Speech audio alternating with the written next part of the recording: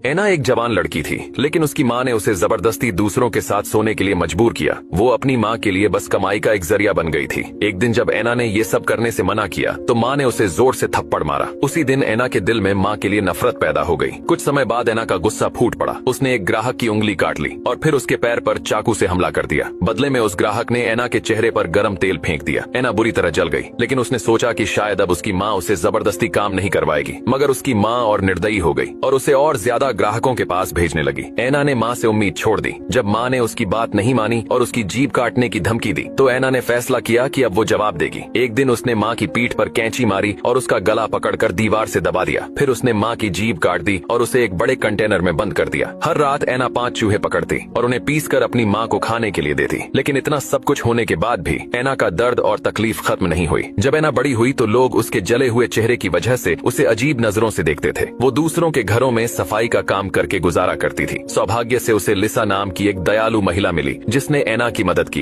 लिसा ने उसे मेकअप करना और अच्छे कपड़े पहनना सिखाया। एक रात एना ने लिसा का दिया हुआ हार पहना और आईने में खुद को देखा। उसे लगा कि अगर किस्मत साथ देती तो वो भी लिसा जैसी सुंदर और खुश होती। उस सोच ने उसके मन में फिर हलचल पैदा कर दी। फिर एक रात एना ने चुपके से लिसा को बेहोश कर दिया और उसके चेहरे का प्लास्टर से नकल बनाकर एक मास्क बना लिया। उसने लिसा के कपड़े पहने और खुद को आईने में देखकर लिसा जैसा महसूस करने लगी। फिर वो लिसा के घर गई और उसकी जिंदगी का मजा लेने लगी। लेकिन जल्द ही उसे असली जिंदगी की याद आ गई। तभी उसने देखा कि लिसा एक शादीशुदा आदमी से प्यार करती है। एना ने लिसा से कहा कि उसे उस रिश्ते को खत्म कर देना चाहिए। अब एना को केवल लिसा जैसी जिंदगी की नकल नहीं करनी थी। वो खुद लिसा बनकर एक परफेक्ट जिंदगी जीना चाहती थी।